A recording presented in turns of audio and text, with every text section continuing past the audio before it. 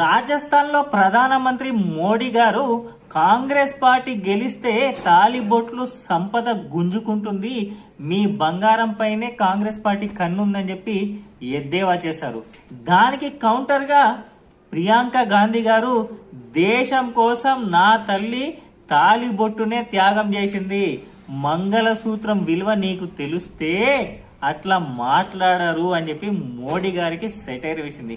కాంగ్రెస్ గెలిస్తే బంగారం తాలిబొట్టు లాక్కుంటుందా, ఇదెక్కడి మాట అని చెప్పి హితవు పలికింది. ఈ దేశంలో 75 సంవత్సరాల నుండి స్వేచ్ఛ ఉంది.